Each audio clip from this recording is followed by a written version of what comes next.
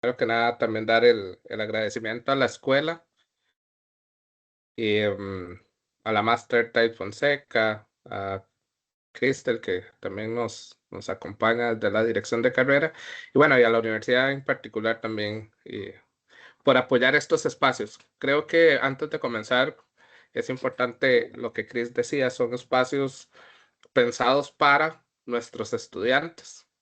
eh, y que justamente busca traer un poquito más del conocimiento y sacar un poco de ese paradigma de solo lo que vemos dentro de la carrera, sino que también hay otras áreas de fortaleza del profesional en criminología y que es parte de nuestra labor estar conociendo, creciendo, constantemente actualizándonos para poder brindar una mejor respuesta al estudio del fenómeno criminal como tal, que es parte de lo que nos corresponde. Para que aprovechemos el tiempo, porque quizás esta primera hora la intención es hacerlo un poquito más teórico, ver algunas partes importantes de lo que sería la inteligencia propiamente, y posterior, en la segunda hora, hacer algo un poquito más práctico, si bien lo voy a ir haciendo yo para que lo podamos ir viendo cómo se confecciona. Les traje un ejercicio de una base de datos cruda. Quiere decir que no está todavía procesada. Prácticamente descargué los archivos y la idea es que podamos ir construyendo. Entonces, en esa parte sería fenomenal que a partir de esa segunda hora podamos participar, que ustedes puedan orientar qué creen ustedes, qué podemos ver. La parte de análisis de datos tiene mucha proyección, ¿verdad? De qué es lo que podemos ver, y dentro del estudio de los fenómenos hay que recordar que uno de los primeros elementos que conforman la investigación científica es justamente la observación, y desde ahí tenemos que ir conociendo cuál es el enfoque, hacia dónde estoy proyectando lo que estoy analizando, porque dentro del análisis criminal yo tengo el deber de responder ante un fenómeno para darle a las autoridades el insumo necesario para tomas de decisiones. Y ese es un rol importantísimo justamente del criminólogo, porque nos permite entonces poder posicionar una forma diferente de hacer criminología. Sin más, voy a ir compartiendo para que aprovechemos el tiempo como tal. Y ahorita ponemos lo de la pantalla, que se ve ahí el OJ. Nada más me confirman si se ve la pantalla. Sí, señor. Muchas gracias. Importantísimo, ¿verdad? Tal vez cuando uno está en modo presentación se le dificulta un poco más poder ver quién le está hablando, si piden la mano o demás. No hay ningún problema. Si tienen que interrumpirme, interrumpen. Eh, Esa es la idea. A ver, ¿por qué?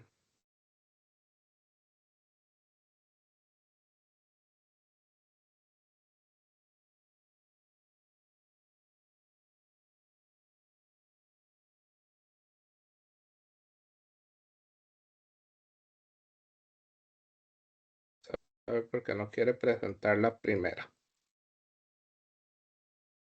Bueno, voy a presentar tal vez esta así, ya ahorita les pongo modo presentación las otras.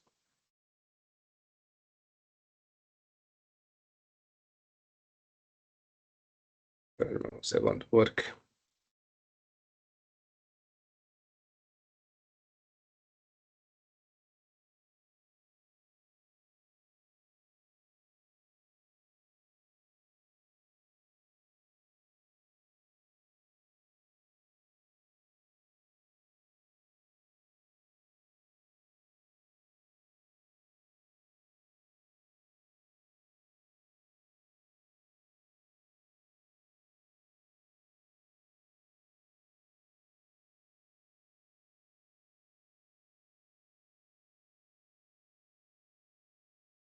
Ok, parece que ahora sí.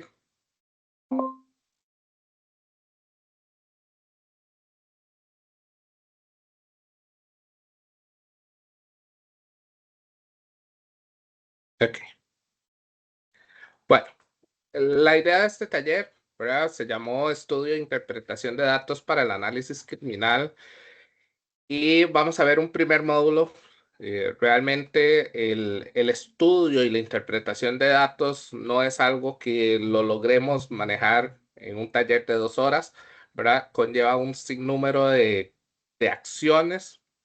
eh, Hay algo que se llama el ciclo de inteligencia, son 5 pasos fundamentales. Usualmente esto tiene características propias con cada uno de los investigadores. Entonces, sí conlleva un montón de otras informaciones que aquí, pues la idea es que ustedes pues conozcan. Ojalá se les despierte la curiosidad por el tema de análisis de datos y pues cómo combinamos esto con la parte del análisis criminal. Lo primero entonces, para poder iniciar, es ¿por qué aplicamos inteligencia? O sea, ¿qué forma o qué elemento propio de la inteligencia viene a conformar o a ser compatible em, con la criminología?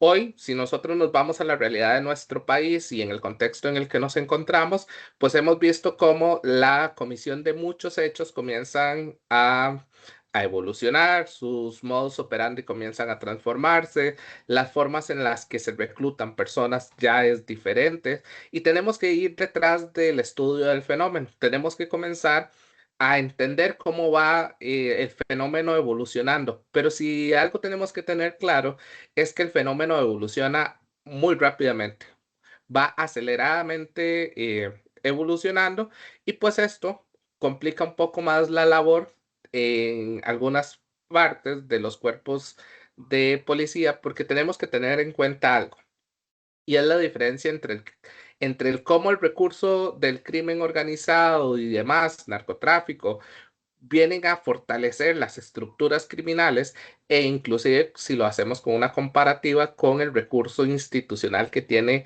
las diferentes cuerpos policiales para operar. El crimen organizado no se limita en la implementación de sus recursos.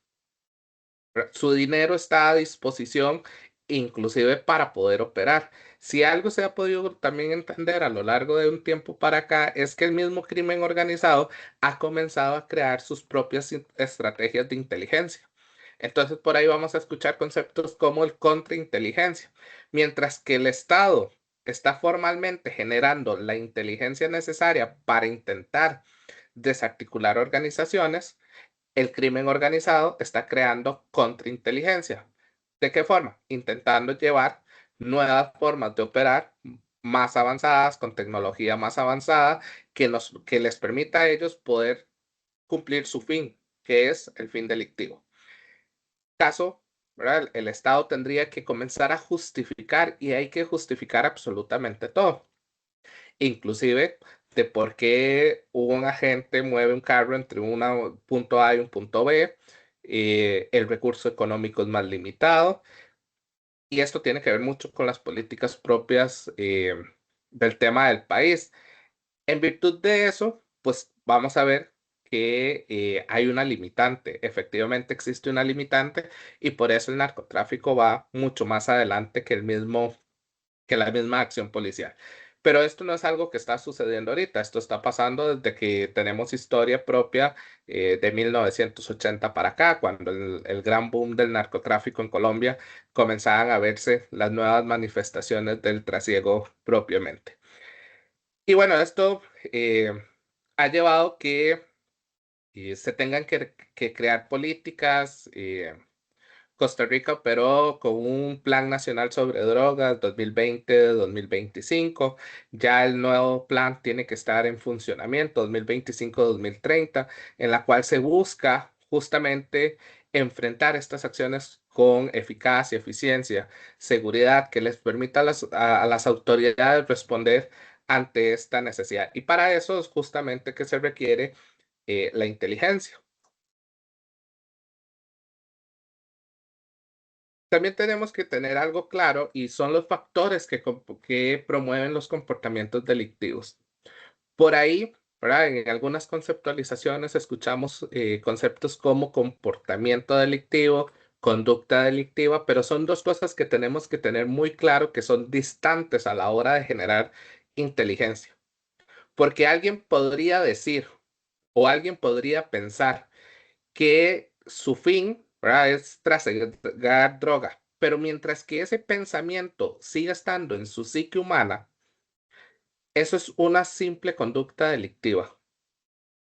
Nadie va a poder ser juzgado por una conducta, ¿verdad? Esa persona puede decir, me quiero convertir en un narcotraficante, quiero generar acciones ilícitas, pero mientras que eso se mantenga en su psique humana, sigue estando dentro de la conducta.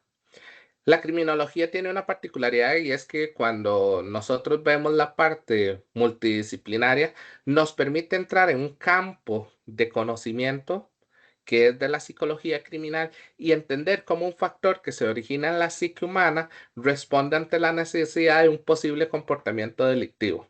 Y entendiéndose entonces que dentro del fenómeno criminal, como esencia de objeto de estudio, la criminología, los comportamientos desviados, los delitos, son de interés propios del estudio de un criminólogo o de la criminología como tal. En esa relación, nosotros sí podríamos entender cómo una conducta nace en la psique humana, pero no para poder darle respuesta a eso, porque para eso existen otras áreas como la psiquiatría, la psicología y demás, sino que más bien para que una vez que esa manifestación o esa conducta se manifieste y se proyecte y se convierta ahora sí en el comportamiento delictivo, a partir de ahí nosotros poder comenzar a hacer este estudio.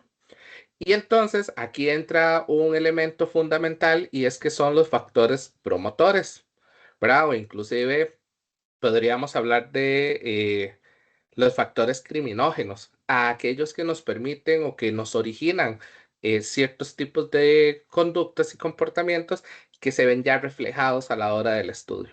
Y es que entonces, cuando hablamos como del gran tema, y se habla mucho del tema del tráfico de drogas, el crimen organizado, como los dos grandes fenómenos que más poder tienen a nivel delictuoso, pero de estos mismos se detonan los robos, los hurtos y que más adelante también vamos a ver quizás en la parte práctica cómo entran otros delitos también a jugar el papel importante.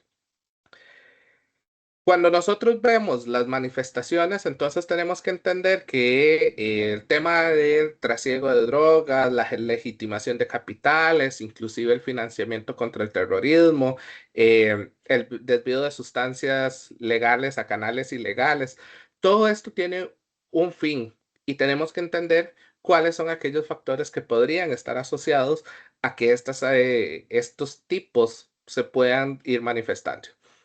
Ámbitos sociales, económicos, políticos, ambientales. Y nosotros no nos podemos ir tan lejos y podemos ver nuestra realidad. En el ámbito político, si lo vemos hoy, tenemos un sistema realmente cerca de las elecciones donde la política está muy fragmentada y ese fragmento ha comenzado a generar ciertos tipos de comportamientos, ciertos tipos de acciones que cada vez dividen más esa cohesión social. Y dentro de ese rompimiento que se da justamente de las relaciones personales a nivel social, comienzan a manifestarse un sinnúmero de acciones que hoy son más violentas, que hoy podrían estar dentro de las tipificaciones que establezca el mismo Código Penal ante posibles delitos que nos podríamos estar enfrentando. En el ámbito económico, ¿verdad? Pareciera que, y esto no es de nosotros, esto es inclusive desde la misma Edad Media, cuando Platón establece que la criminalidad es producto de la pobreza. Y el mismo Platón decía que parecía que quien debía más enfermar eran los pobres, sin embargo, los ricos eran los que más enfermaban a pesar de que le ofrendaban a los mismos dioses. Este elemento, estas frases más filosóficas nos pueden dar a entender que el problema de la pobreza no es de hoy, siglo XXI, de hoy 2025, sino que esto data desde siglo XIX para acá, donde ya se podían ver algunas manifestaciones de desigualdades sociales. Y entonces, cuando tenemos factores donde la incidencia económica podría ser un papel que juegue importante a la hora de la ejecución de delitos, tenemos que entender que cuando nosotros percibimos el elemento pobreza, la pobreza casi que nos da como fórmula igual delito. Y esto podría ser un elemento subjetivo de la realidad. ¿Por qué es subjetivo? Porque no necesariamente todas las personas económicamente desfavorables son delincuentes o son victimarios. Sin embargo, pareciera ser que dentro del ámbito pobreza sí podemos encontrar la mayor cantidad de manifestaciones de delitos. Y eso es algo muy importante a la hora de observar fenómenos. Nosotros en la criminología no podemos tener un checklist, ¿verdad? Yo no puedo decirle a usted que la suma de los factores desde el ámbito criminológico me da siempre el mismo resultado. Yo podría tener las mismas condiciones o los mismos factores que motiven a una persona a cometer delito, a como esos mismos factores pueden ser el impulso para que otra persona no cometa delito. Sin embargo, esa terminología lo tendríamos que poder deducir científicamente para poder decir o plantear la estrategia que nos permita responder ante las necesidades en cualquiera de los dos ámbitos. Una inclusive podría ser desde la política de la criminología como control social formal, creando políticas de acciones estatales que respondan ante la necesidad de los elementos de seguridad humana, y otros podría ser más bien desde las políticas del control social informal, donde la comunidad, la escuela, los grupos de amigos, los grupos de apoyo juegan un papel importantísimo a la hora de reducir los factores que conllevan a estas acciones. Y eso me lleva a la parte social. Cómo desde el paradigma de lo que las personas perciben podrían estar asociados entonces estas acciones que llevan a las personas a cometer delitos. Y a veces aquí tendríamos que cuestionarnos nosotros qué tanto nosotros como sociedades somos propicios a hacer que una persona cometa delitos. ¿Cómo juega el papel de la sociedad en vulnerar algunos factores, derechos y demás de las personas que hacen que justamente estas personas puedan llegar a cometer delitos? Porque pareciera que a veces nos quedamos con la teoría del hombroso, del criminal nato, cuando decimos las personas nacen delincuentes. Hay personas que no nacen delincuentes. Es cierto que existen otros tipos de teorías que nos podrían explicar un poquito más la relación de por qué algunos elementos genéticos, hablemos de factores biológicos, podrían predisponer a la persona a cometer ciertos tipos de comportamiento. Pero la gran mayoría, desde una óptica más crítica, ha logrado establecer que las personas no solo cometen delitos porque nacieron predispuestos, sino que hay un sinnúmero de factores psicológicos y sociales que podrían detonar la participación de personas dentro de actos delictivos. Y eso, evidentemente, nos lleva al factor ambiente. En el factor ambiente no es lo mismo, no se percibe igual y no es que no suceda cuando estamos en una zona barrio marginal a cuando estamos en una zona de clase media alta en la cual la percepción del delito es diferente. Si yo hoy les digo a ustedes que vamos a ir a caminar a las 6 de la tarde por las calles de la León 13, posiblemente ustedes, muchos digan no voy a ir. Otros no se van a poner sus mejores tenis.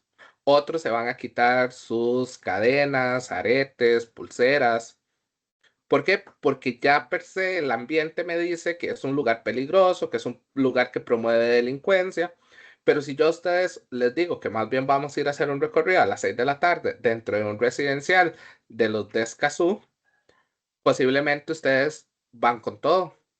¿Por qué? Porque la percepción del ambiente es diferente. Estamos en una zona clase media alta, no vamos a ver eh, casas de estado de pobreza, y eso comienza a generar una percepción entre los individuos que conllevan al hecho de que las personas crean que en un punto hay más delincuencia que en el otro. Pero la realidad es que en cualquiera de los dos puntos les podría suceder que los asalten, que los violenten, que se genere algún tipo de delito, porque no tiene que ver solo el hecho del medio en el que me estoy moviendo, sino inclusive hasta dentro de la exposición que estoy teniendo yo como individuo dentro de la misma sociedad. Y estos son factores importantísimos que tenemos que tomar en cuenta a la hora que hacemos análisis criminal. ¿Por qué? Porque todos los factores motivan a que las personas tengan comportamientos totalmente diferentes ante circunstancias diferentes.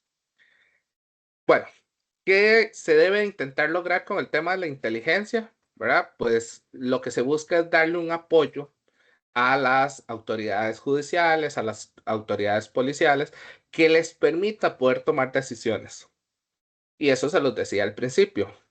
La inteligencia y la labor del criminólogo en este espacio es justamente eso, poder brindarles los datos y las herramientas necesarias para responder ante políticas urgentes para responder a un fenómeno.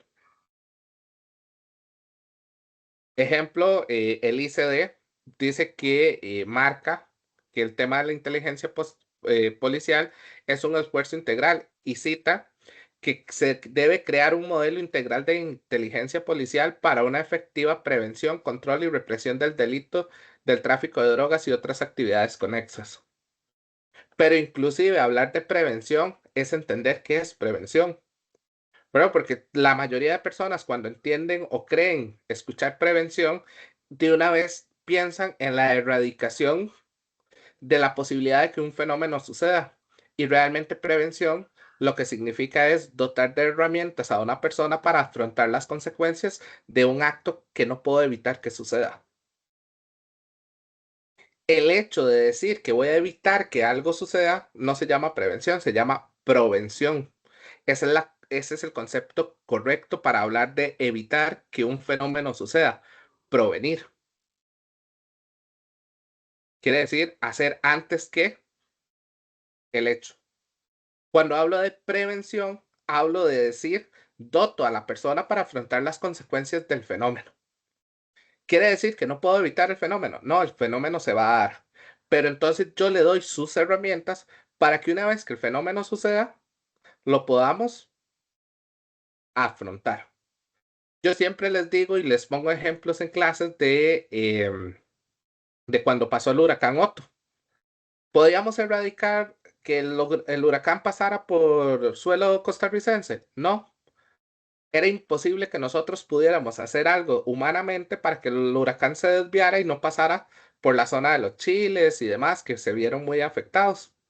Sin embargo, ¿cuáles fueron las acciones del gobierno central, del gobierno local, de las autoridades de emergencias? ¿Cuáles son las recomendaciones que dan ante estos hechos? Tenga un foco con baterías, use un radio con baterías, tenga agua potable almacenada, alimentos no perecederos, intente salir antes, ¿verdad? Busque una zona de protección, vaya a refugios, utilice o eh, tenga su propia ropa. ¿Qué es lo que le está diciendo todo el Comité Central de Emergencias a la ciudadanía? Que para que una vez que pase el efecto del huracán, posiblemente la señal eléctrica o los cableados eléctricos se iban a ver afectados, entonces la comunidad se iba a quedar incomunicada. Posiblemente los fuertes aguaceros iban a hacer que los ríos se salieran, por ende había posibilidad de que los mismos puentes no soportaran y cedieran su infraestructura, casas inundadas, casas perdidas. Y todo eso le dan las herramientas porque ¿para qué necesita usted un foco con baterías? Si no tiene electricidad, tiene cómo alumbrarse. ¿Para qué ocupa el radio con baterías? Si usted no tiene electricidad, no tiene cómo cargar su celular, no tiene cómo cargar su medio de sonido, entonces por lo menos con un radio de baterías usted puede poner y contactarse, ¿verdad? Con el mundo exterior. Por lo menos saber si Cruz Roja está próximo a llegar, si Bomberos está también operando, si hay cuerpos de socorro que están cerca de entrar al lugar del desastre. ¿Para qué la alimentación? Posiblemente no vas a poder ni cocinar porque no tienes electricidad, no hay gas. Entonces, tienes alimentos no perecederos para poder consumir y sobrevivir. Porque el agua potable, posiblemente las cañerías o los tubos que llevan el agua potable a la comunidad se van a ver afectados y no vas a tener agua. Y con el agua potable vas a poder eh, tomar o demás. Quiere decir que eso es prevención. le doté de herramientas a las personas que les iban a funcionar para afrontar las consecuencias de los fenómenos que suceden. Y así deberíamos de entender cualquier otro tipo de prevención en cualquier otro tipo de manifiesto de acciones que podrían ocurrir dentro del mundo de la criminalidad. Para ir aterrizando un poquito más a la parte eh, de análisis de datos, hoy existen muchas aplicaciones. Ejemplo, en Costa Rica, el Instituto Costarricense sobre Drogas trabaja con un sistema llamado SICORE, que es un procesador de datos. El investigador, el agente, recolecta toda la información, va almacenando la información en este programa y el programa le va dando cierto acomodo de la información. Sin embargo, sigue siendo un programa, necesita del apoyo de un humano que le brinde cuál es la línea en la que debemos de hacer. Sicore trabaja un sistema relacional. ¿Qué hace? Conecta todas las acciones que son conocidas entre sí para poder dar un estudio. Y así existen otro montón de herramientas que hoy ayudan. Sin embargo, ¿qué pasa cuando no tenemos herramientas? Cuando no hay un procesador de datos y tenemos que hacerlo nosotros mismos y a partir de ahí tenemos que comenzar a generar resultados nosotros a partir de eso. Y esa es la idea. Hoy eh, la idea es que podamos ver por lo menos un pequeño ejercicio de cómo procesar datos cuando no tengo ni siquiera un sistema, ¿verdad? Que mi único compañero para el análisis va a ser el Excel. Y lo vamos a intentar hacer desde un elemento Excel muy básico, ¿verdad? Que no conlleve tanto la elaboración de fórmulas y demás, porque sí, eso es maravilloso. Cuando ya manejamos Excel y logramos conectar que las fórmulas, que la misma fórmula comience a generar nuevas informaciones y demás, es maravilloso trabajar Excel. Pero a veces no tenemos cursos, no estamos preparados en Excel, no conocemos todas las bondades del Excel, pero necesito hacer un análisis básico, pero que me permita brindar una respuesta y que las autoridades, la jefatura, además, puedan tomar decisiones. Y eso es quizás lo que vamos a intentar hacer más adelante. Ahora sí, existe inteligencia y existe inteligencia policial. Cuando hablamos de inteligencia, prácticamente esto es una bondad que tienen todos los seres humanos. Todos, de alguna forma, somos inteligentes. Porque la inteligencia, como concepto, es la capacidad de entender, asimilar y elaborar información que se utilizará de forma adecuada. Y eso ustedes lo hacen desde prácticamente en el momento que existe la concepción, ¿verdad? Porque aún cuando el bebé está dentro del vientre de su madre, comienza a adquirir nuevos conocimientos. Dice la filosofía que la misma filosofía habla que el conocimiento es el saber de todo lo que es y lo que no es, de lo que parece ser verdad y de lo que no es verdad. Y es un poquito volada la filosofía cuando habla de que puede ser y no ser. Y es que todo es conocimiento. Ustedes hoy no saben algo, van y lo aplican y ustedes para mañana ya aprendieron algo diferente. Eso es como cuando le decimos al bebé, no meta el tenedor en el tomacorrientes. Tras de que a nivel lingüístico ya lo estamos haciendo mal, estudios en neurociencia han dicho que nosotros no deberíamos hablarle en negativo a las personas, ¿verdad? Pareciera que siempre lo hacemos todo en negativo. No meta el tenedor en el tomacorriente. Eso genera un estímulo en la mente del bebé de curiosidad y ese estímulo de curiosidad va a hacer que el niño vaya y toque el tomacorrientes con un tenedor. ¿Qué va a pasar? Lo va a electrocutar. Y hasta que eso suceda, muy posiblemente el niño no vuelva a ir a meter el tenedor porque ya va a saber qué es lo que va a suceder si vuelve a meter el tenedor ahí. Claro, en neurolingüística tendríamos que hablar más bien en positivo, lo que nos cuesta mucho hacer a los humanos, porque pareciera que nuestra mente está inversa. Lo negativo es lo más atractivo a hacer. Y a partir de eso, la filosofía reconoce el conocimiento como todo lo que es y no es, científico o no científico. Yo no necesito someter algo al conocimiento, al método científico para decir que es conocimiento. Lo que nosotros hacemos día a día genera nuevas conexiones neuronales que nos permiten obtener nueva información que puede ser utilizada a futuro en el acto como tal, pero se genera el conocimiento. Y a partir de eso lo vamos a transformar en inteligencia. Lo que ya conocemos es lo que nos va a permitir poder responder ante nuevos fenómenos. Ahora sí, cuando pasamos a la inteligencia policial, la filosofía desprende un elemento que se llama la epistemología. Y dentro de la epistemología, ahora podemos decir que es el conocimiento validado científicamente. Ya no puede ser cualquier cosa que me diga cómo hacer o no hacer, es validado científicamente. Y en esa validez científicamente podríamos hablar de conocimiento científico, que aquí es lo que vamos a necesitar para la inteligencia policial, porque ese conocimiento científico me va a permitir buscar, recolectar, tratar y analizar la información relacionada con el conocimiento disponible sin importar realmente el nivel de importancia. Pero dentro de uno de los procesos del ciclo de inteligencia, sí vamos a poder discriminar alguna información que tal vez no es útil a la hora de hacer análisis.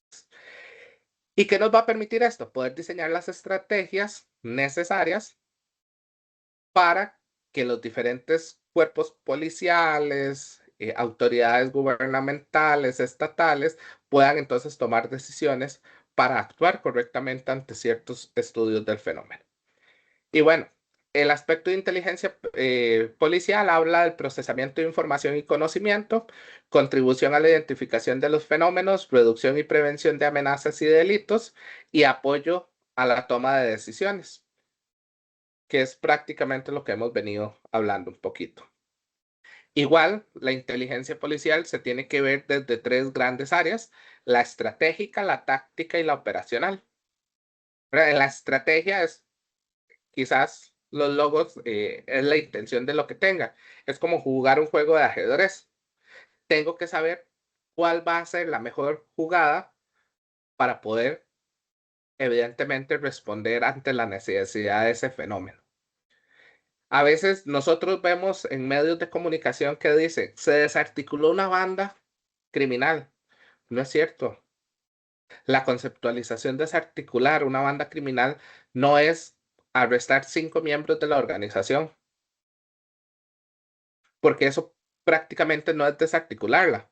Puede que usted haya eh, aprendido a miembros de esa organización, pero hoy muchos de los líderes de los grupos organizados están en el sistema penitenciario y aún desde el mismo sistema penitenciario manejan toda su estructura criminal.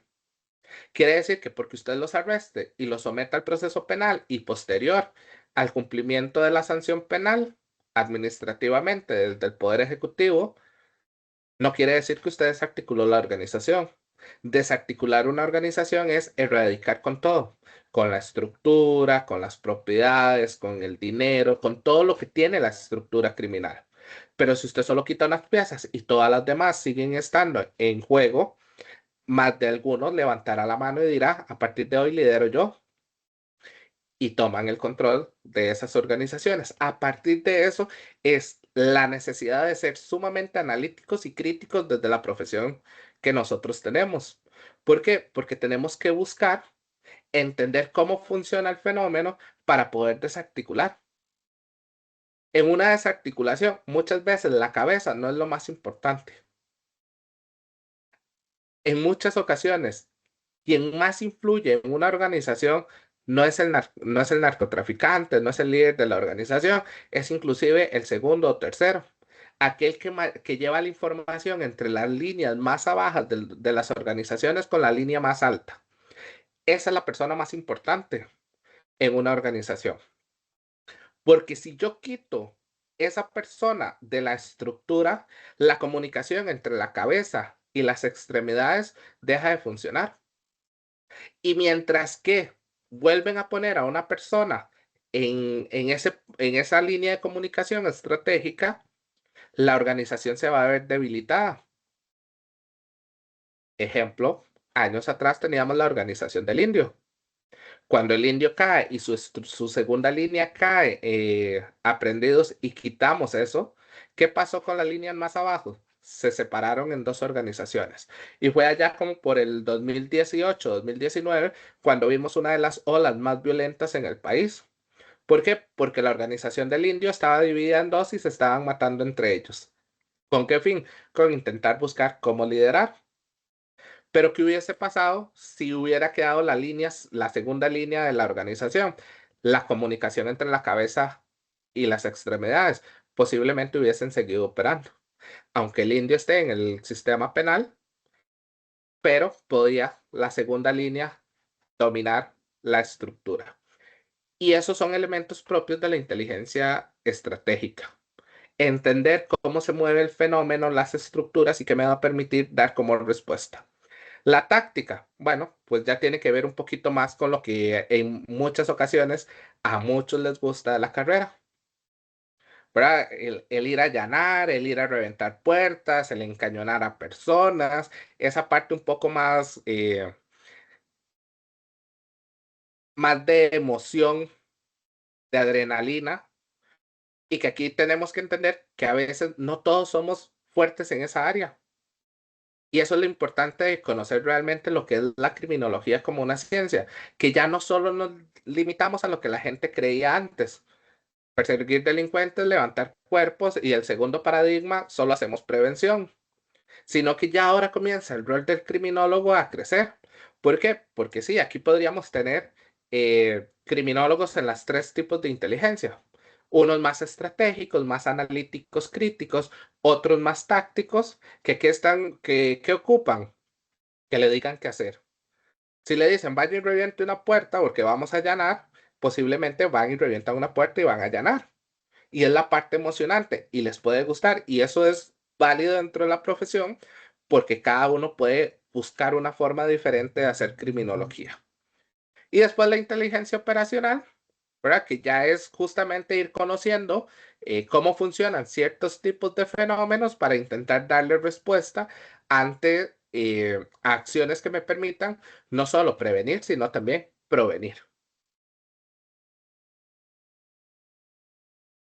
Y bueno, dentro de esa clasificación de inteligencia, a ver, tenemos la estratégica, la táctica, la operacional. Se suman tres más: descriptiva, interpretativa y prospectiva. ¿Verdad? Y esto es un ciclo, realmente. Esto, una alimenta a la otra. Y en todas podríamos estar los criminólogos. Ya vimos que en la parte estratégica, ya vimos la parte táctica, ya vimos que en la parte operacional también funciona. En la descriptiva, que aquí es fundamental. A veces no medimos la importancia de las cosas que hacemos, pero eso es parte importante de lo que forma la carrera. Ejemplo, investigación científica.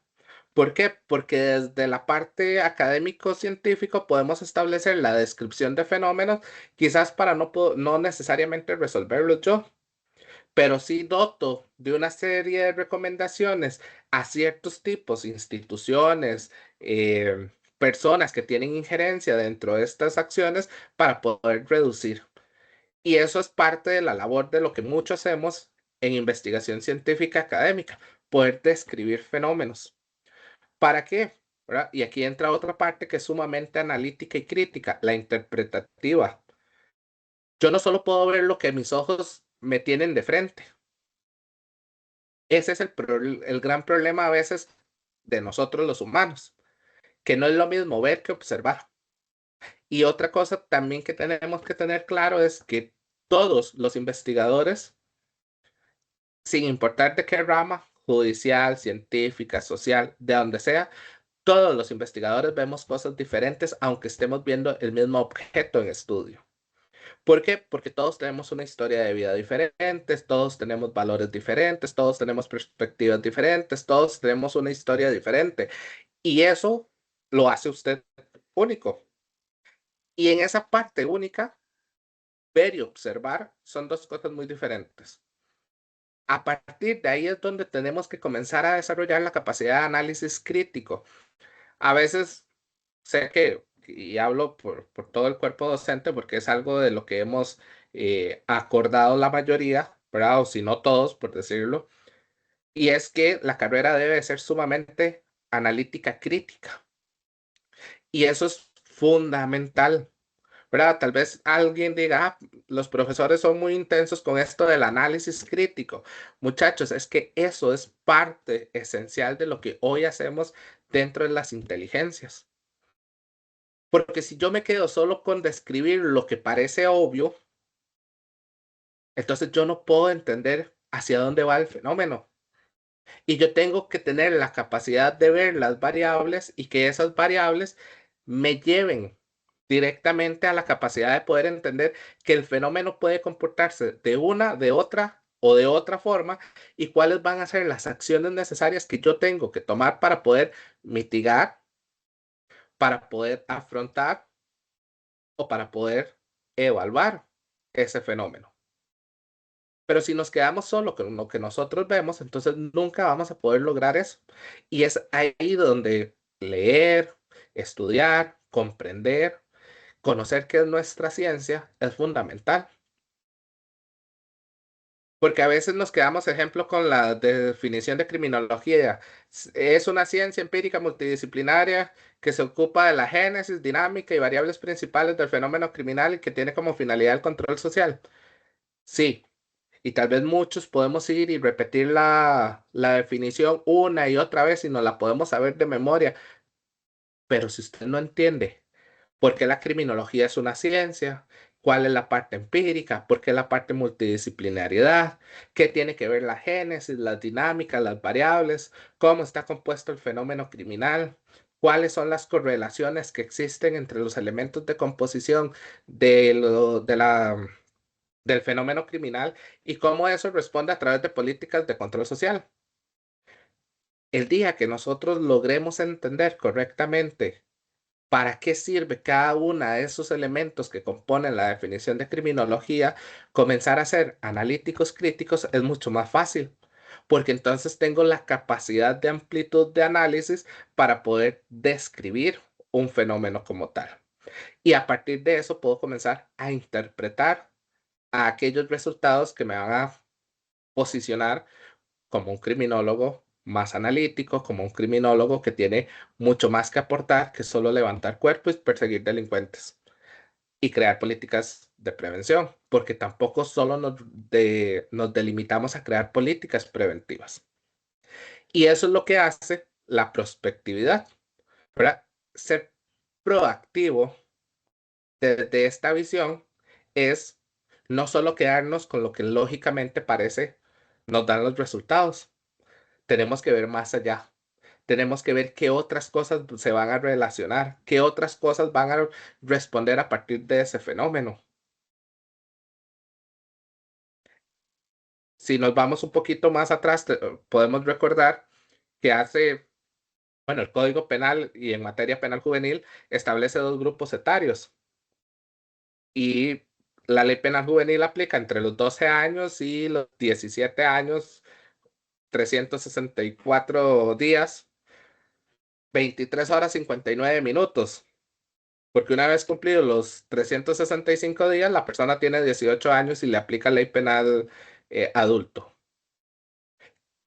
Y entonces, antes el crimen organizado reclutaba personas mayores de edad y veíamos que la mayor cantidad de personas estaban entre los 18 y 25 años y todo el mundo salía y decía, tenemos toda la edad productiva encarcelada, entre 18 y 25 años. Todos están encarcelados.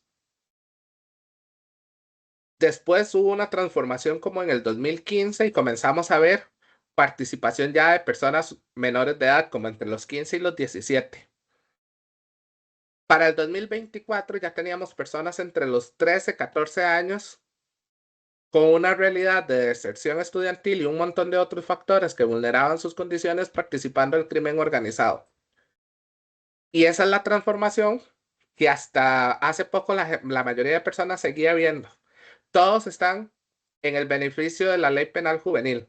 O sea, el crimen organizado había entendido que los llevábamos a fiestas, le dábamos tenis, le dábamos drogas y le dábamos su experiencia sexual con una mujer mayor.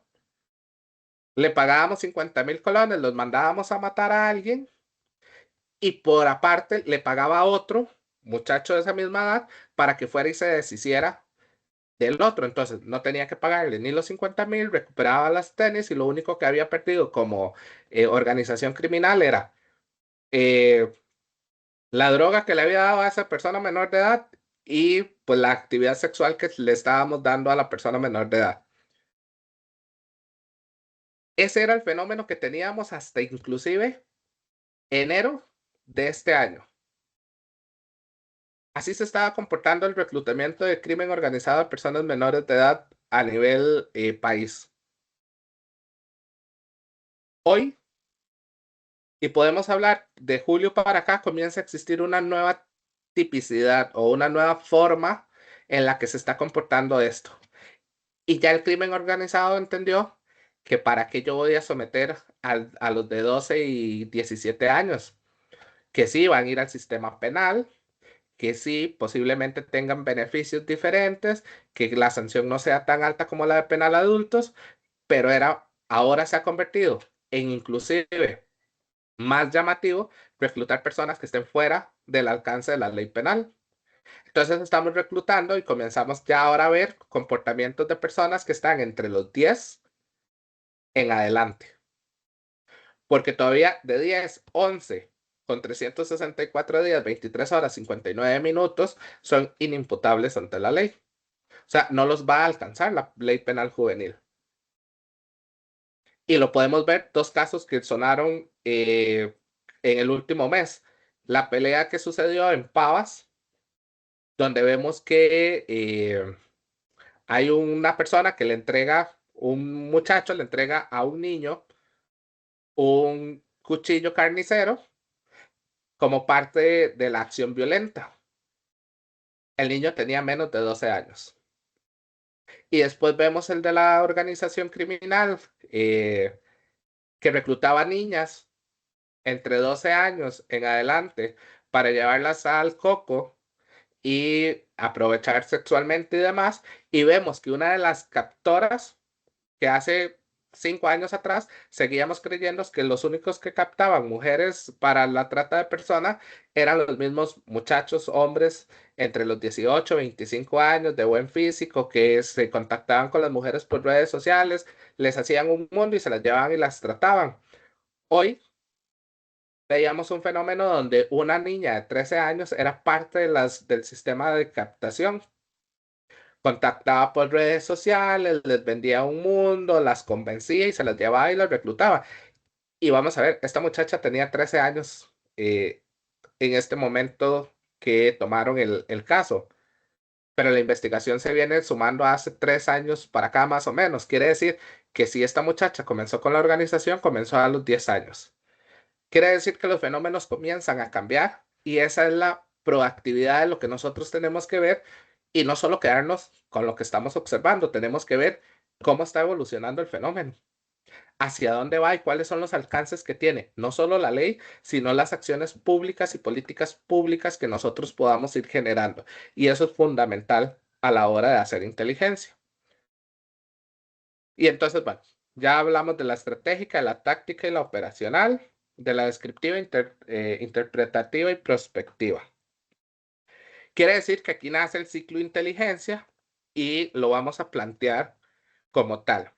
El ciclo de inteligencia tiene 5 grandes áreas y es una falacia decir que un criminólogo puede hacer las 5, porque el día que alguien levante la mano y diga, yo soy todólogo y yo todo lo puedo hacer, ese día dejó de hacer criminología correctamente.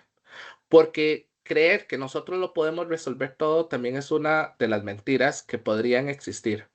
El ciclo de inteligencia se acompaña por las capacidades, actitudes y aptitudes que tengan cada uno de nosotros. Y no hay nada mejor que saber en lo que yo soy fuerte y en lo que no soy tan fuerte. Reconocer que yo no tengo habilidades en algo no me hace menos profesional. Inclusive me puede hacer hasta mejor profesional, porque mi debilidad puede ser la fortaleza de alguien y la debilidad de alguien podría ser mi fortaleza. Entonces, cuando nosotros trabajamos en equipo, cuando nosotros desarrollamos inteligencia, deberíamos hacerlo a partir de la capacidad de trabajo en equipo y en decir, bueno, yo no soy bueno para eso. ¿Verdad? Y entonces en esto el ciclo de inteligencia cumple con el planear y dirigir, debe haber una cabeza, ¿verdad? Debe haber alguien en el grupo que diga, ocupo que ustedes hagan esto, usted se va a dedicar a esto, pero esto parte del hecho de que yo como líder del grupo conozco las fortalezas y las debilidades de cada uno de los miembros del equipo, porque entonces ahí direcciono correctamente los recursos. Dentro de planear y dirigir, perdón, existe el tema de los recursos operacionales, estratégicos, administrativos, y eso tiene que tener la capacidad alguien de ser el líder. Esta persona no necesariamente tiene que cumplir con todos los demás. Solo tiene que tener la capacidad de ser líder, de poder entender cómo se van a distribuir las fuerzas de trabajo para que la respuesta de inteligencia sea el correcto. Después tienen que existir recolectores. Las personas que van a ir al campo a recolectar la información. No todas las personas son buenas para esto. Conocí la anécdota de un muchacho eh, que en algún momento en un tema de inteligencia necesitaban entrar hasta la organización, hasta el seno de donde estaba la persona para poder hacer un allanamiento. Y resulta que era un taller, era una propiedad grande y esta persona dijo, yo voy y yo recolecto la información. Y le dijeron, vea, esto es muy peligroso porque usted tiene que entrar, es un taller mecánico, usted se tiene que hacer pasar como que algo le pasó a su carro y tiene que intentar prestar mucha atención de dónde están todos los elementos, si hay personas, si se ven a alguien que esté armado y demás. Y la persona dijo, yo voy. Y a partir de ahí le dijeron, usted tiene 30 minutos para entrar y salir. Si a los 30 minutos usted no sale, nosotros tenemos que entrar eh, y con la fuerza para poder extraerlo a usted, porque lo más importante es extraerlo a usted. Una hora después la persona no salía y entraron. Sin embargo, no entraron como si fuese policías a reventar puertas y portones para extraer a la persona, sino entraron con el cuento de que su carro se había ponchado, que ocupaban si tenían una gata. Cuando entraron, el sujeto primero que entró a hacer inteligencia estaba tomando café en una mesa con la persona que necesitaban rastrear para poder hacer la detención. Y ya después, bueno, como lo vieron que no estaba pasando nada, se retiran, hacen el cambio de la llanta, todo lo demás, se retiran a una zona un poco más segura y como una hora después la persona sale con toda la información que necesitaba. Muchachos, eso no todas las personas tienen la capacidad de hacerlo. ¿Verdad? Porque juega un papel importante el tema de los nervios, de cómo me comporto yo ante estas circunstancias.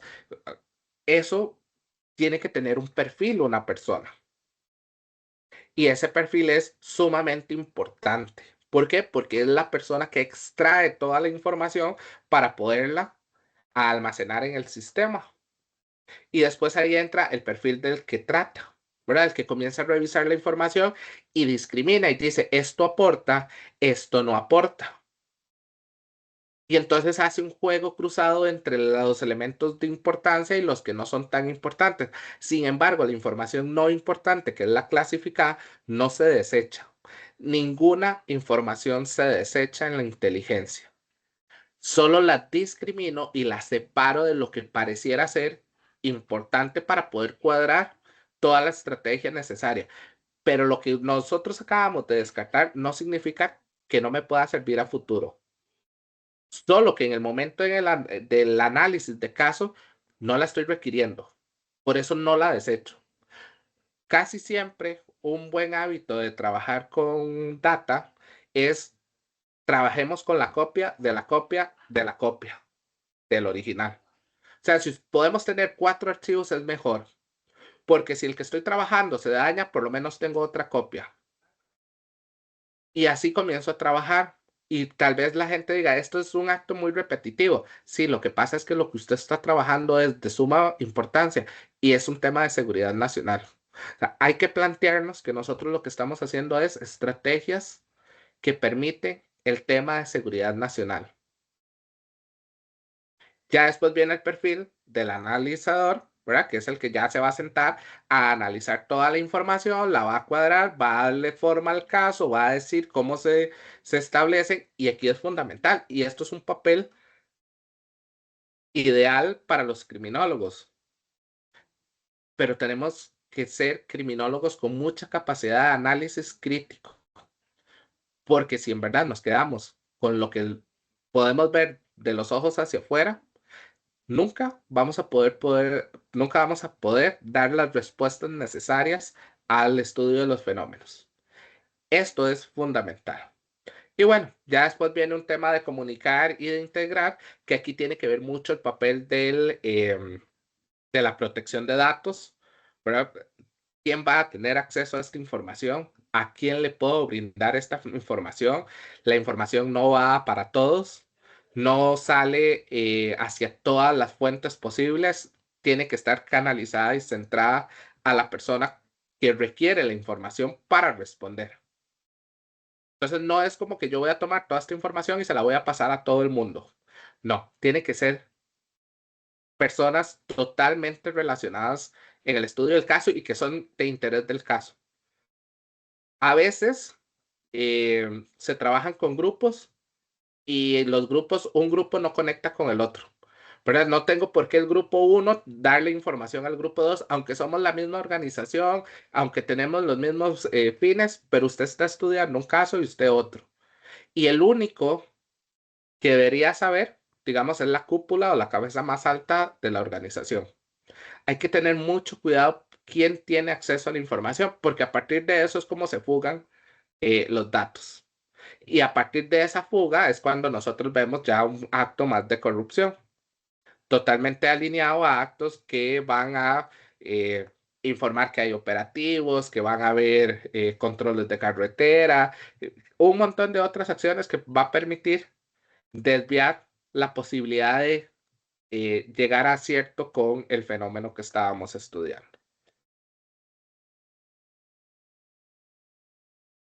Y bueno, no sé si hasta acá, muchachos, alguna duda, consulta, pregunta.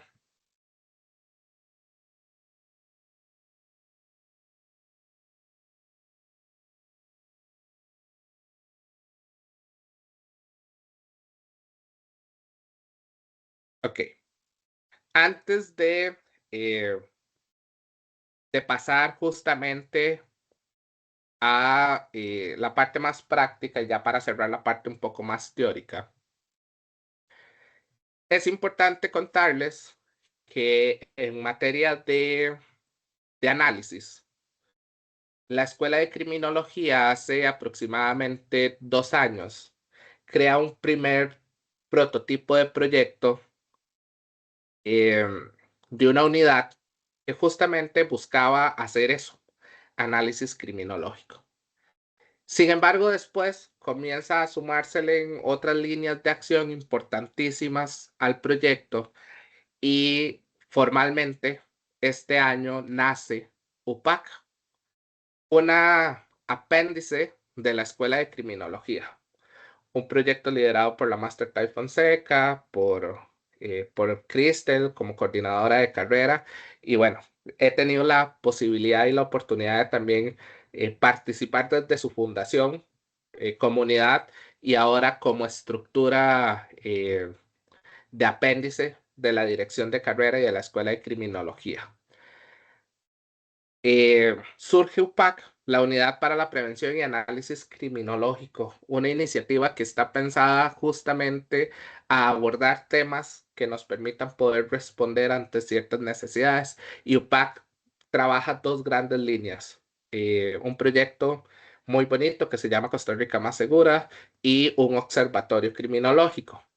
Con el de Costa Rica Más Segura, posiblemente si siguen la página de la universidad habrán dado cuenta que han salido algunos videos donde la Master Fonseca, Crystal también han salido dando algunos tips de seguridad, y es justamente un proyecto que no solo se queda para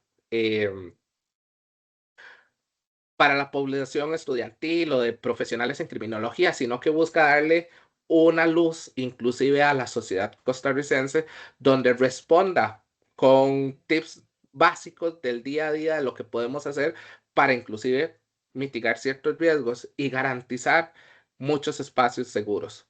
Es un proyecto muy bonito, y después viene el observatorio, que ya va a ser un, como lo dice su nombre, ¿verdad? Observar fenómenos criminales que les permitan a las instituciones públicas y privadas darle una respuesta. La escuela justamente alinea eh, materias que son importantísimas, como esta parte del análisis, en este proyecto como tal. ¿Cómo se conforma OPAC? Bueno, en la cabeza, evidentemente, la dirección de carrera. Después hay un profesor a cargo del proyecto. Después viene la parte estudiantil, que es justamente las personas a las que hemos querido ir acompañando para que respondan a, al conocimiento, a adquirir el conocimiento, a prepararse, a entender estos fenómenos de estudios, que sea algo totalmente diferente. Sí, ahorita por la forma en la que se compone la unidad, pues se compone por estudiantes un poco más avanzados en el bachillerato, y estudiantes de la licenciatura, inclusive estudiantes ya egresados de la licenciatura también forman parte, y se le suma la parte un poco más expertise en temas de los docentes, ¿verdad? Entonces, y la idea es no solo quedarnos, como les decía anteriormente, con el tema que estábamos viendo, con lo que los ojos pueden ver, sino ver más allá de lo que tenemos de frente para poder responder a estas necesidades. Y justamente esto juega un rol importantísimo nuestros profesores. UPAC es una unidad que es creada justamente para darle ese posicionamiento a nuestros estudiantes, a nuestros criminólogos, pero sobre todo para que comiencen a forjar ese camino donde venderse como profesionales es sumamente importante, pero tenemos que tener esas características, ¿verdad? Y justamente esto que les decía de ser muy analíticos, muy críticos, de afrontar la realidad, es parte de lo que hemos intentado trabajar con UPAC para poder responder. Así que si en algún momento les interesa conocer más del proyecto, pues ahí está el correo, ¿verdad? upac@vilcori.ac.cr. Justamente en algún momento ya vamos a comenzar a trabajar diferentes acciones, y la idea es que se puedan integrar más estudiantes para que puedan no solo fortalecer su área académica, que ya lo hacen con el plan de estudios y demás, con la parte más innovadora, con traer que la escuela nos ofrece profesores altamente capacitados para que ustedes tengan más oportunidades de desarrollo. Ha desarrollado diferentes tipos de laboratorios, de estrategias que justamente respondan a esa necesidad de que estén más actualizados académicamente, sino que ahora se abre la oportunidad de comenzar a proyectarse profesionalmente a través de UPAC. Así que esa era la cuña comercial. Si alguno está interesado, no duden en contactar el correo, en obtener información. eh, y ojalá también próximamente puedan sumarse al proyecto, porque en verdad es ambicioso, pero sin duda alguna es algo muy bonito que podría dejar en respuesta a lo que hoy estamos viendo de este taller. Ok, antes de pasar al, a la parte un poquito más práctica, ¿verdad? Les decía que trabajé la base de datos descargando la información que se registra en el organismo de investigación judicial. Esto es una información de acceso público. ¿verdad? Cualquier persona podría ingresar y obtener la estadística. Yo preferí descargar toda la base de datos, pero ya les voy a enseñar la página por si alguno quiere hacer ejercicios y demás, lo puedan hacer. Pero yo descargué la base de datos de la estadística generada del 1 de enero de 2025 al día de ayer, 9 de noviembre del 2025. Usualmente va un poquito, o sea, ya un día de atraso porque, ¿verdad? Necesitan terminar el día para poder registrar lo que haya sucedido hoy. ¿Qué información se extrajo? Todo lo que haya ocurrido en Costa Rica, ¿verdad? No solo un sector como tal. Sin embargo, la página les permite poder accesar cierto tipo de información de acuerdo a lo que ustedes quieran plantear.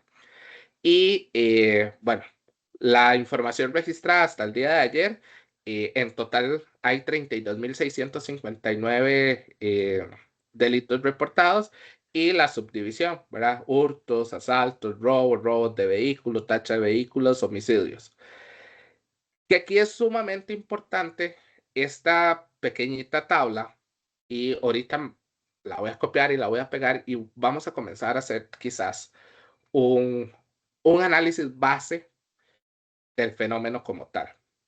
Y ahí es donde me gustaría que puedan participar un poquito más. Vamos a ver.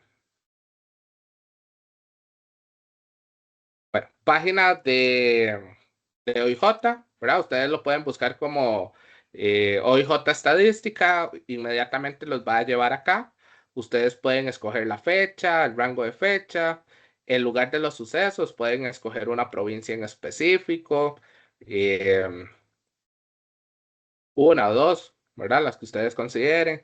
Él le va a tirar ya por provincia los cantones registrados, ¿verdad? Si cambian a Alajuela, entonces le va a tirar los cantones de Alajuela y así sucesivamente los distritos. Después las categorías de delito como tal, ¿verdad? Ustedes la podrían escoger si quisieran hacer algo en específico. Las víctimas también, edificaciones, personas, vehículos, vivienda, otros, y realizan la información y él le tira todos los datos registrados de acuerdo al planteamiento de búsquedas que ustedes hicieron. Lo bueno, también se va a ver gráficamente en el mapa, ¿verdad? Del sector y demás. Pero como les decía, a este momento yo generé la mayor cantidad de datos posibles.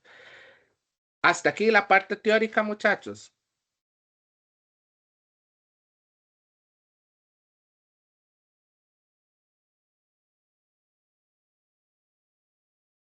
Todo ¿No? bien, profesor.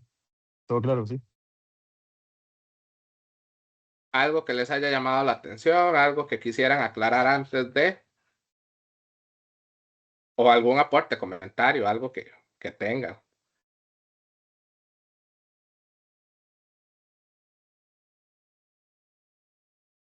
¿No? Bueno, como les dije, me voy a llevar esto. Eh, Aquí están, ¿verdad? Si yo obtengo toda la información, yo puedo hacer el recuento. Aquí tengo 34.657 registros. Esta información usualmente me viene el delito, el subdelito, la fecha en la que se cometió, divide por un rango de horas, no precisa la hora exacta en la que ocurrió, sin embargo, establece un rango, quién es la víctima, ¿verdad? Edificaciones, personas, si hay subvíctimas, la edad,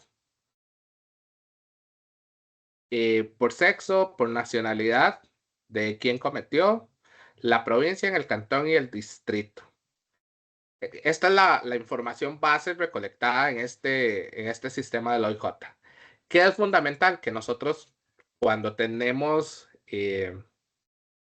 una labor en específico, pues podamos crear nuestras propias plantillas de recolección de información, lo que yo necesito obtener. ¿Cómo conozco eso? Bueno, eso ya lo va a definir pues el tema estratégico propio de la oficina, ¿verdad? Porque si mi oficina tiene que ver con homicidios, ¿verdad? Tal vez no me interesa tanto asaltos. Sin embargo, antes de pasar a eso, les decía, que, bueno, si nosotros vemos aquí, voy a copiar esto porque esto sí era imagen. 11.141.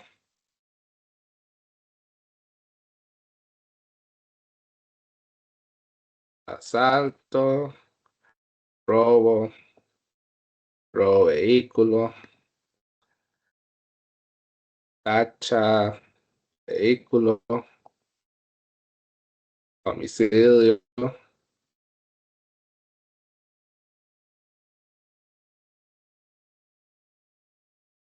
Entonces, 6.885, 6.820, 4.006, 3.098 y 709.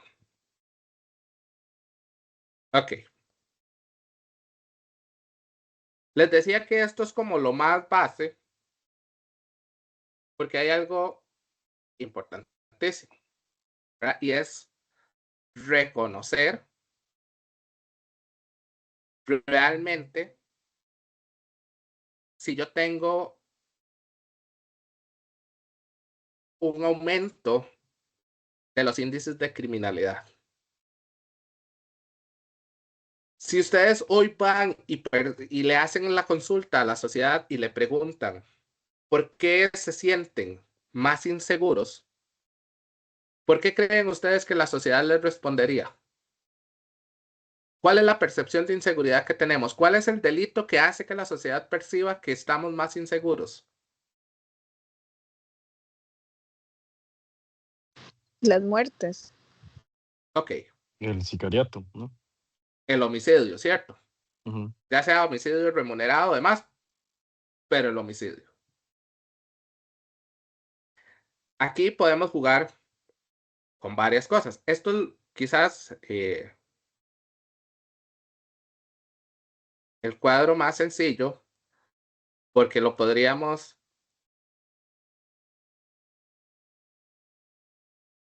decir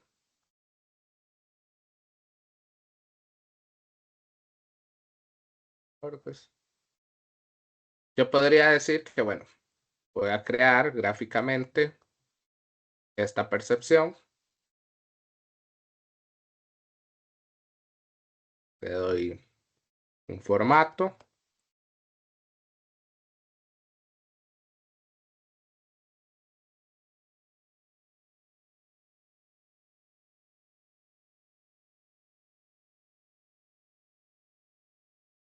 Le voy a poner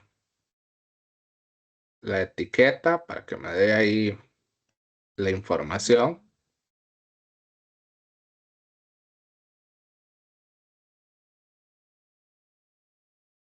Si ustedes gráficamente ven esto,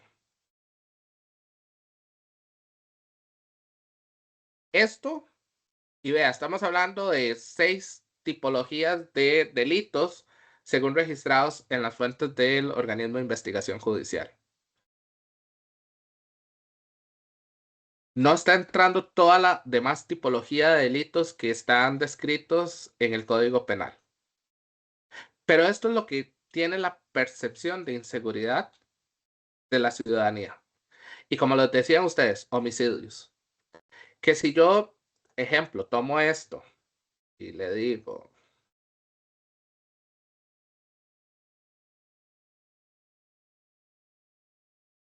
esto es igual.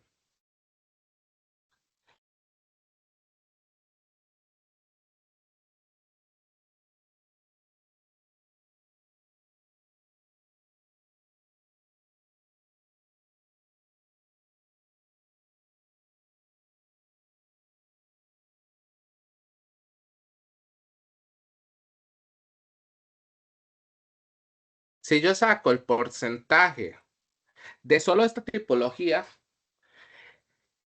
homicidio me representa solo el 2% de los delitos cometidos según el registro del OIJ. A hoy, vean que el hurto es lo que mayormente tenemos. Pero la pregunta sería, ¿las personas se sienten más inseguras por estos 11.141 o más inseguras por estos 709?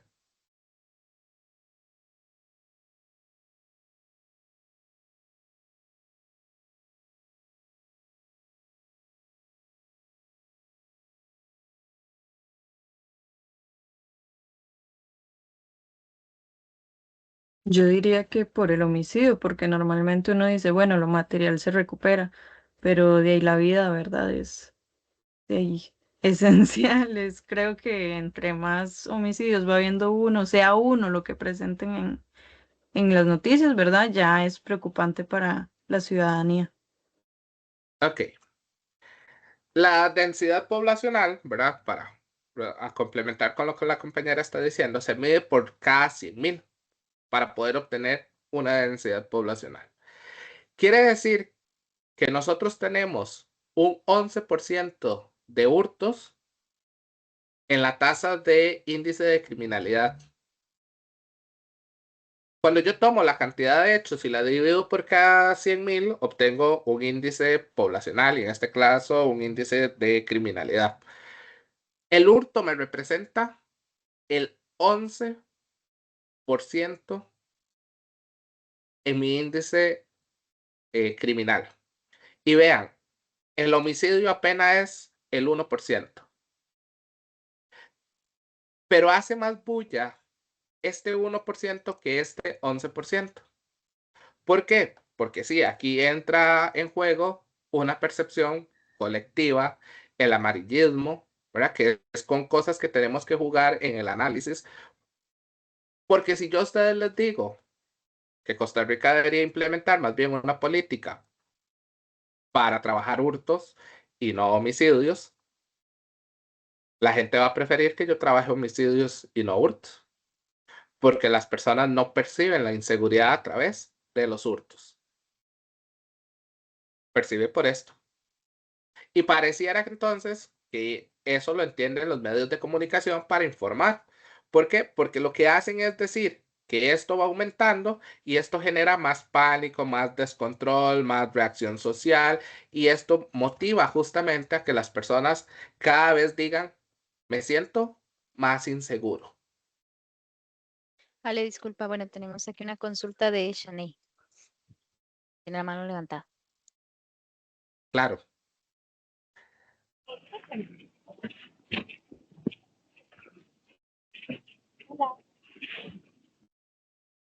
Hola.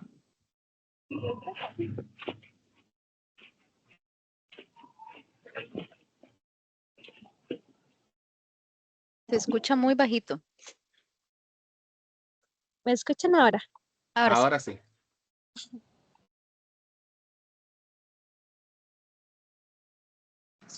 Bueno, yo estaba pensando, ¿verdad? Yo veo muy poco noticias porque la verdad a mí no me gusta, pero el tema que dice el profe es muy cierto. Yo siento más que Costa Rica debería trabajar lo que son los robos y hurtos, porque a final de cuentas a quien mata no es a una persona estudiante que lucha por trabajar, que se porta bien, que se esfuerza, que es una persona honesta, responsable. A final de cuentas a quien está matando es una persona que vende droga, que está ligada a los narcos, que es un chiquillo, como el profesor dice, que ahora sacarán chiquitos de 11 a 13 años para, para hacer lo mismo. Y dígame usted, ¿qué hace un chiquito de 12 a 13 años en la calle? Si un papá que lo vigile, si una mamá que esté pendiente. Entonces, como dice el mismo profe, a veces el mismo amarillismo de la tele, de los noticieros, para querer ver más vistas, hace ver más grande el problema de lo que ya es, porque al final de cuentas a quien matan es una persona que vive en la calle. No significa que valga menos su vida, porque jamás todos valemos lo mismo, pero a cada quien le da el significado a su vida. No es lo mismo que lleguen ahorita y me maten a mí y me asalten, que es una persona que yo trabajo, que yo estudio. Igual me estoy buscando porque ahorita voy en la calle con el teléfono, pero ya es descuido mío. A que lleguen a alguien que está vendiendo droga y por no pagar su droga lo maten. Entonces yo siento que Costa Rica ahorita difiere mucho en esas cosas. Ese es mi punto de opinión. Ok. Y ahora que usted lo mencionaba, la parte de que no ve noticias, vean, yo les voy a dar un consejo. Ojalá lo puedan tomar. Para nosotros lograr generar gran análisis crítico, es fundamental que sepamos cuál es la realidad de nuestro país y cómo está nuestro país. Sé que a veces las noticias son amarillistas, la parte negativa es lo que más se reporta, pero sin embargo nosotros tenemos que conocer esa realidad, porque si no, entonces no vamos a poder generar tanto análisis o capacidad de respuesta a estos fenómenos. Y ejemplo, yo se los digo mucho a mis estudiantes. A veces nosotros duramos tantas horas metidos en el celular viendo TikTok, cualquier cosa, ¿verdad? O Reels en otras redes sociales o demás, que nada nos cuesta. Hoy casi todos los medios de comunicación utilizan TikTok porque ahora se consumen más noticias por 30 segundos en un video de TikTok que ver la hora de noticias en televisión. Sin embargo, esos 30 segundos nos pueden dar perspectivas totalmente diferentes. ¿Qué está pasando en el país? ¿Cómo se conecta el tema de la política con los delitos? Poder conocer casos, ¿verdad? Que puedan estar sucediendo, la importancia de las actuaciones policiales. Todo eso nos da una perspectiva diferente y nos podría permitir comprender, porque aquí es sumamente importante no solo quedarnos con lo que yo escucho, porque lo que yo escucho a veces puede venir viciado desde la forma en la que una persona lo ve. Entonces, ojalá así sea un medio de comunicación, el que ustedes gusten. Pueden no compartir la filosofía de algún medio en específico, pero el que ustedes gusten, por lo menos sígalo. Sea que Facebook les tire una noticia de vez en cuando, sea que en TikTok les pueda aparecer una noticia. Si pueden tener más, bien, que así ven, a veces las noticias, según el medio de comunicación, se cuentan de formas diferentes. Algunas omiten algunas cosas que podrían ser importantes. Entonces, también conocer esa realidad es fundamental a la hora de hacer análisis, porque nos permite entonces entrar en este tipo de análisis, ¿verdad? Y bueno, gracias a la compañera también por el aporte que hace, pero también hay que recordar algo. Cuando yo como Estado hago una política pública, la política tiene que intentar beneficiar a la mayor cantidad de personas. Y por eso ustedes escucharán ahí que algunas acciones van en pro del bien común colectivo, aunque algunas afecten a la parte minoritaria. Es feo porque no todas las, creo que las personas que hacen política les gustaría hacer el alcance de una política para el 100% de la población, pero es imposible. Es imposible quedarles bien a todos. Entonces siempre va a haber una población afectada. Yo no puedo pensar en que una política la voy a generar por la persona que anda en el buen camino y que afecte directamente al que anda en mal camino. Yo tengo que pensar que la política debería intentar alcanzar a las dos poblaciones como tal. Posiblemente el que ande en el mal camino, entre comillas, es el que se va a ver más afectado. Claro, posiblemente. Pero tenemos que intentar alinear que todas estas capacidades de respuesta den a eso, a intentar reducir el riesgo en el fenómeno. Que aquí es importantísimo. Por eso yo les decía que esto es fundamental poderlo entender. Hoy ya ustedes y yo podemos saber que el homicidio quizás es lo que menos dentro de la densidad o del índice de criminalidad es lo que menos nos afecta. Habrían otras cosas que deberíamos de estar trabajando. Sin embargo, esto es fundamental para la sociedad y tenemos que responder también a este 1%. Claro, ¿por qué? Porque nuestras tasas están aumentando. El índice para el 2013, perdón. El índice de criminalidad para el 2013, o sea, hace 12 años, era del 0,3%. Quiere decir que en 10 años hemos subido 0,7, que quizás viéndolo desde esta parte más analítica, números, es insignificante el aumento. Puede ser, no ha aumentado tantísimo. Sin embargo, el impacto social nos refleja otra cosa. ¿Por qué? Porque las personas comienzan a sentirse inseguros.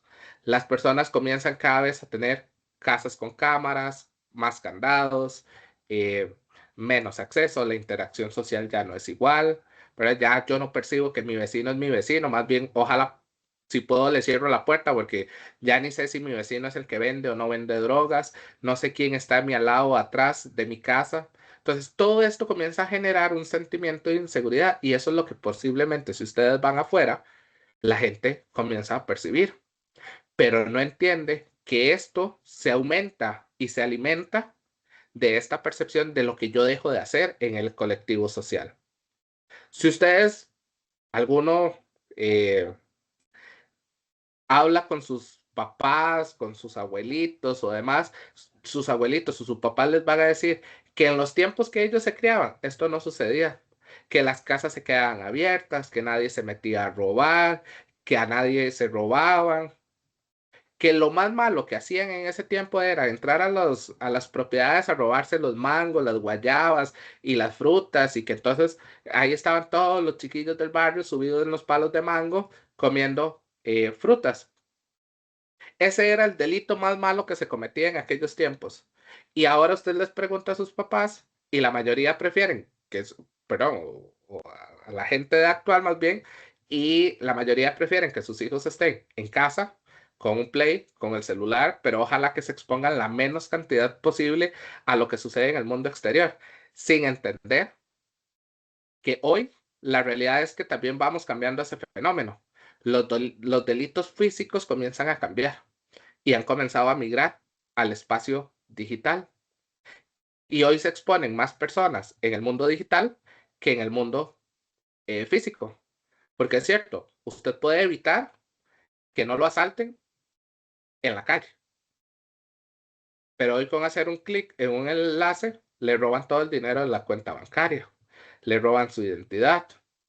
Utilizan su información para hacerse pasar por otros, para exponerse a hacer otros tipos de delitos. Entonces, realmente los elementos de seguridad que percibe la sociedad desde afuera no lo entiende en el mundo digital. Y eso es una realidad en las cuales nosotros deberíamos comenzar a entender para poder comenzar a transformar.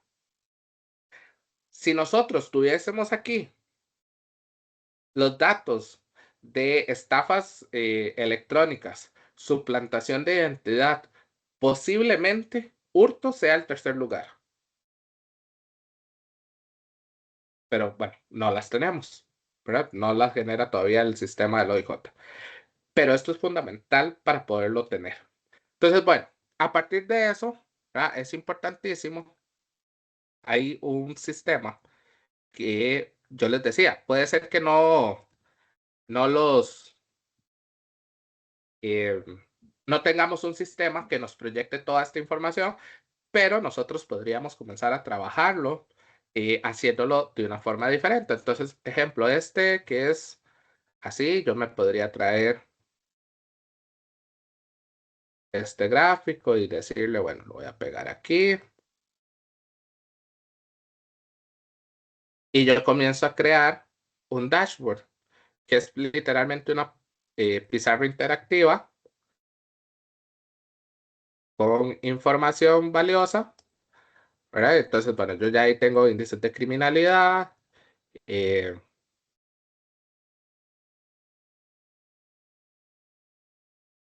puedo crear aquí uno.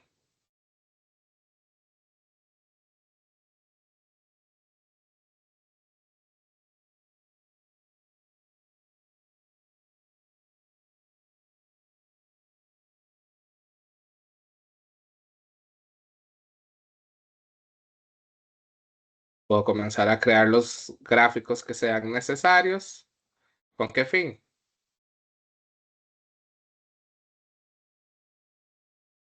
Con ir obteniendo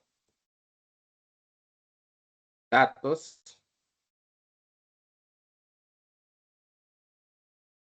que me permitan generar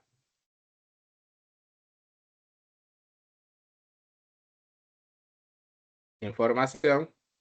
Y aquí es importantísimo. Aquí lo estoy haciendo lineal. Esto literalmente en análisis se llama análisis lineal. Quiere decir que agarro una variable y evalúo la variable, cómo se está comportando. Cuando ya entramos a análisis compuesto, el análisis compuesto lo que hace es agarrar la suma de las variables y comenzar a afectar las variables en cómo incide una con la otra para que me den diferentes tipos de cruces de información.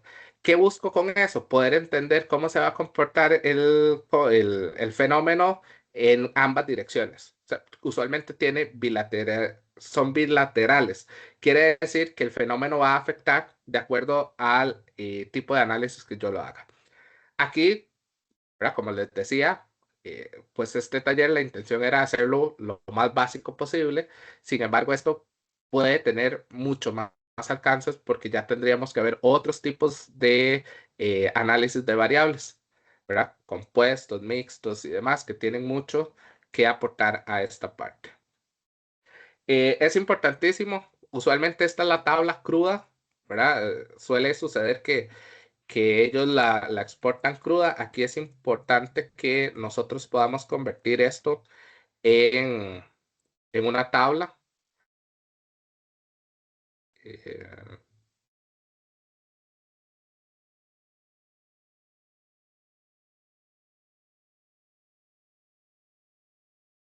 Cuando yo convierto esto en tabla, entonces ya es más fácil inclusive operar. Ya aquí esto sí es un poquito más eh, análisis compuesto, ¿verdad? No es combinado, pero sí es análisis compuesto, porque entonces yo utilizo ciertos tipos de tablas, ¿verdad?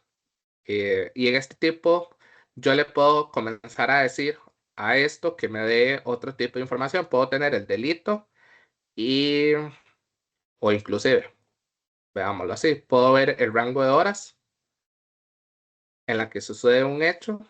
Entonces, esto ya es una información que para mí es valiosa. Entonces, ¿qué hago? Bueno, inserto.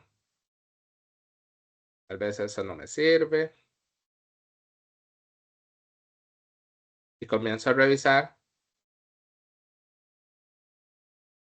qué tipo de gráfico me pueda servir para hacer análisis. Y entonces le digo que me haga una frecuencia de horas.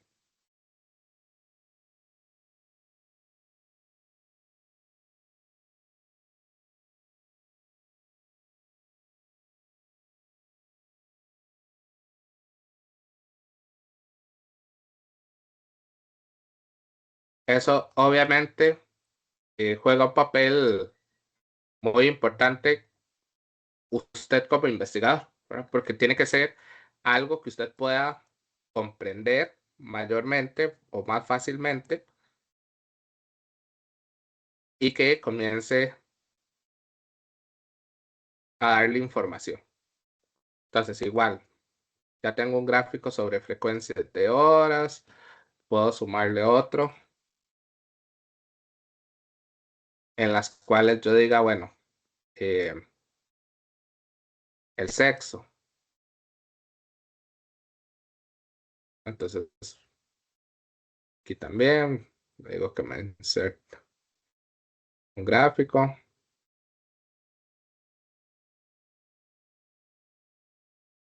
El diseño, bueno, ustedes pueden escoger hasta tipos de colores.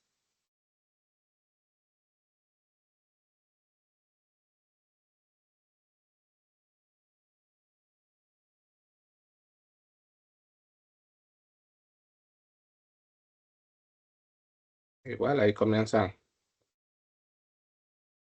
a poner la información que ustedes requieran.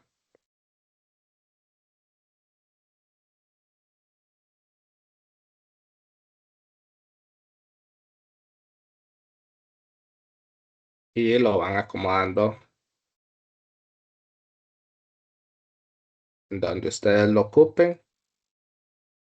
La idea es que esta tabla o esta pizarra le brinde la mayor cantidad de información, que sea lo más visible posible, que comience a interaccionar, ¿verdad?, con las personas. Ejemplo, sacamos otro.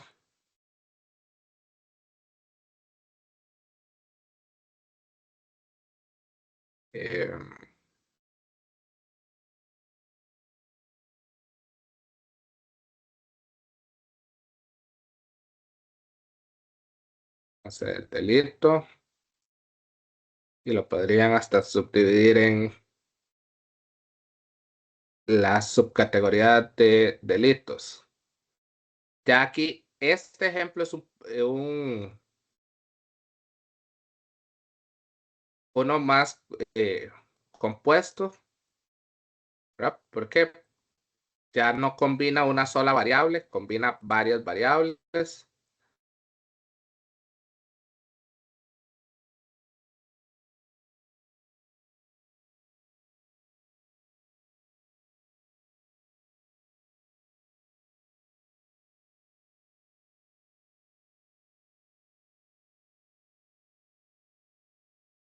Y le podemos cambiar esto para que se vea más amplio. Se lo podemos reducir. Esto es tener las bondades de conocer Excel, ¿verdad? Porque entonces nos permite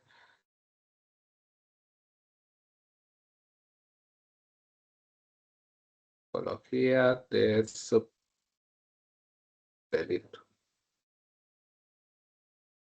Ahora, aquí hay algo importantísimo, ¿verdad? Aquí lo vamos a ir creando. Esto se puede ir haciendo más pequeñito, pero comienza a jugar papeles como crear, a ver,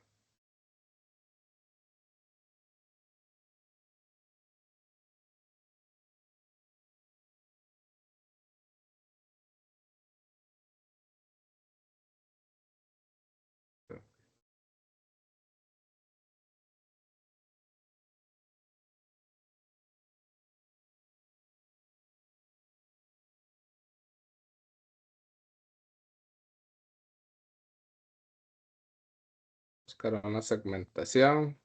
Ok, segmentación. Puedo poner hora, fecha.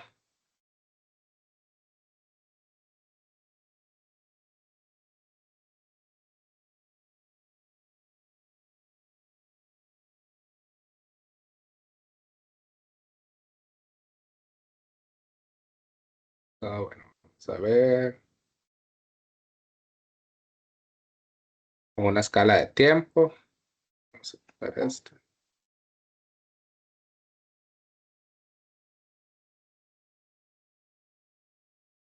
Entonces, en escala de tiempo, ya él me divide, véanlo aquí. Ya él me tiene dividido por meses. También puedo meter una segmentación por provincia.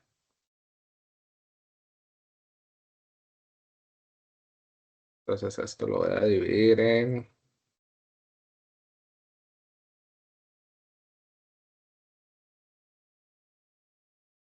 4 columnas para hacerlo más pequeño.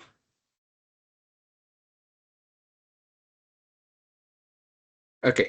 ¿Qué me permite también esto? Bueno, a esto hay algo que se llama conexiones, ¿verdad? Yo le puedo meter que se conecte con los demás gráficos.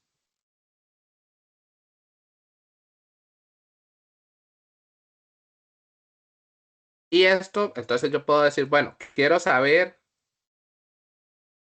en enero, ¿qué sucedió en enero? Entonces, él me cambia y me comienza a dar los datos, o puedo decir un trimestre. Y si ustedes lo ven, aquí esto comienza a cambiar. Ejemplo aquí, estos no se conectan porque estos no están alineados a la tabla. Esta información nosotros tendríamos que meter estos que yo puse aquí. Estos tendríamos que meterlos en esta tabla para después conectarlo todo.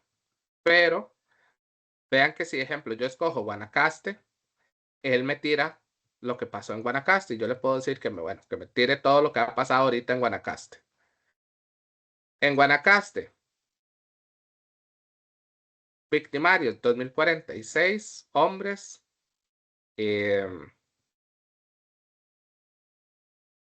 Y vamos a cambiarle el color para que se pueda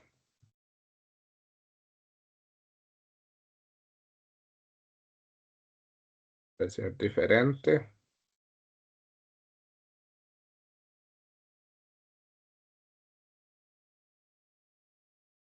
Ok. 2046 hombres, 1126 mujeres y hay 17 de los hurtos, perdón, de los delitos que no lo logramos identificar. El rango de hora cambió. En Guanacaste aplica más y apunta más. Y si ustedes lo ven, cómo se comporta, cómo se dispersa el gráfico. ¿Qué hubo más? Bueno, aquí tenemos hurtos por descuidos y robos por forzadura. Y esto comienza entonces cuando nosotros le comenzamos a implementar más, la capacidad de comenzar a hacer otros tipos de conexiones, otros tipos de tablas, extraer información de otras bases de datos, comenzar a alimentar nuestra pizarra interactiva, ¿verdad? Que es este dashboard. Y esto comienza a generar mayor cantidad de información. Y en esa mayor cantidad de información, entonces yo puedo comenzar a entender el fenómeno. Cómo se va a comportar el fenómeno, hacia dónde se está direccionando el fenómeno, cuáles van a ser sus aportes, qué nos va a ir brindando, diciendo, y a partir de eso se comienzan a crear algo que es el resultado final, que se llama producto de inteligencia. Ahora sí, cuando yo tengo la capacidad de conocer este fenómeno, de entenderlo, cuál es su génesis, cómo nació, cuál es su dinámica, cómo se está comportando, cuáles son sus variables principales, cómo va a evolucionar, y decir, esto es lo que está sucediendo en este sector, con este delito, con este fenómeno, con estas víctimas, y ahí es donde entra el papel de poder entender qué es la criminología. Porque recuerden que al principio les decía que la criminología era una ciencia empírica multidisciplinaria que se ocupaba de la génesis, dinámica y variables principales, lo que les acaba de describir, del fenómeno criminal, del delito, del delincuente, la víctima, el victimario y el comportamiento desviado. ¿Para qué? Para poder establecer estrategias de control social. Y si ustedes ven prácticamente lo que hoy muy rápidamente estábamos explicando, es la forma más pura de hacer criminología, dejando atrás el paradigma de que recolectamos cuerpos, perseguimos delincuentes y que lo único que ahora sabemos hacer es prevención. Hay un mundo en la criminología más allá de lo que nuestros ojos simplemente pueden ver. Así que muchachos, sin más, tal vez para dejar unos 10 minutos por si alguien quiere aportar algo, decir algo, o bien si desde la dirección de carrera también desean poder hacer algún mensaje como tal. Así que les agradezco mucho la atención, el espacio. Ojalá podamos seguir trabajando en esto. Ojalá cada vez se apasionen también más ustedes por descubrir ese mundo detrás que tiene la criminología y no solo quedarnos con lo que podamos ver. Chris, no sé si todavía estás por ahí. Muchas gracias, estimada Vale, de verdad que sí, por este valioso taller que nos brindó el día de hoy. Y bueno, no sé si alguno de los participantes quisiera agregar algún comentario, alguna consulta, duda que hayan tenido.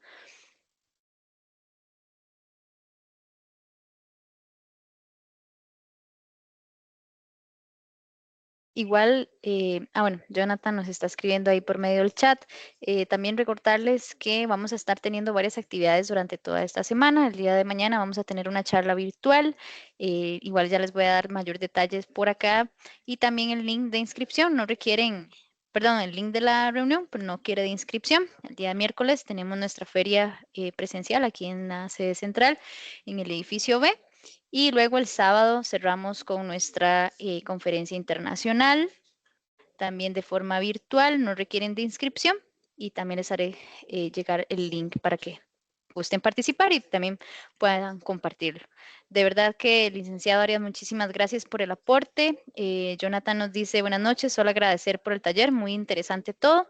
De verdad que muy valiosas estas 2 horas, tanto de la forma teórica como práctica, para poder llevar a cabo un análisis real de los datos y como criminólogos lograr una mejor información objetiva, como bien nos indicaba desde un inicio, para poder dar un resultado muy positivo. Entonces, sin más, si no tienen algún comentario más, agradecerles nuevamente por la participación de cada uno de ustedes y en este instante les hago llegar las invitaciones de las demás actividades que vamos a tener en el chat para que también lo puedan tener por ahí. Muy buenas noches a cada uno de ustedes y muchas gracias por la participación.